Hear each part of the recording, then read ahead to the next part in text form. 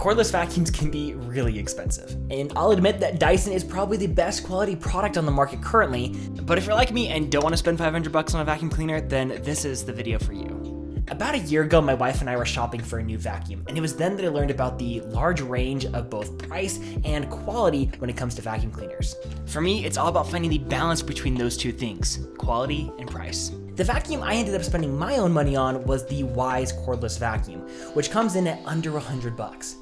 Definitely a tempting prospect, but does it really work well enough at such a cheap price? In my opinion, yes. But there are some drawbacks that you should consider before you make your decision, because while it was the best option for me, it might not be for you. First, I'd say that the Wyze vacuum measures up about 80% compared to the top brands like Dyson, but it comes in at 20% of the price. If you're familiar with Wyze as a tech brand, you probably aren't surprised by that statement. That's kind of where all of their products tend to live, not quite top tier, but at a much cheaper price point. In general, this has been a good vacuum. My wife and I have 2 cats, which means we have a lot of pet hair to pick up, and this thing does well with it all. It picks up everything that I needed to just fine, and if it's been a while since vacuuming, I do occasionally need to make a second pass, but if you don't have pets or keep a regular vacuuming schedule, then you won't have to worry about that.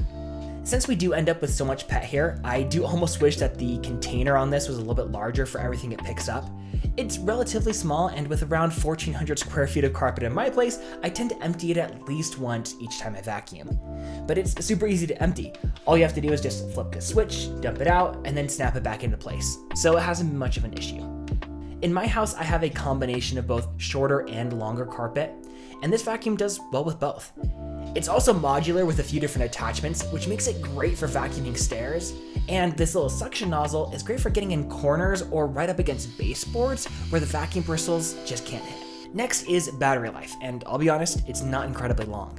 For my home, it's just long enough to vacuum all the floors in my home with about 5 to 10% battery left, which makes it perfect for me, but we have around 1,400 square feet of carpet, and if you have more than that in your home, you may need to take a break between vacuuming sessions to charge.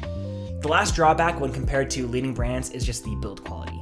It does feel really solid, and it comes with a bunch of attachments for various vacuuming needs like I mentioned, but it has more plastic than the ultra premium brands, which tend to use a little more metal in their build. Now that I've had this vacuum for a year, I can say with a high level of confidence that I'm happy with my purchase, and if I had to go back and make the same decision, I would choose the Wyze vacuum again. So then the real question becomes, is this the vacuum for you? Well, if you have an unlimited budget, then no, go get a Dyson. But if you're like me and don't have an unlimited budget, then this is a really great option in the sub $100 space. And you'd have a really hard time finding anything else that has all the same features as this at that price point. So for that reason, it's an easy recommend for me. I hope this helps.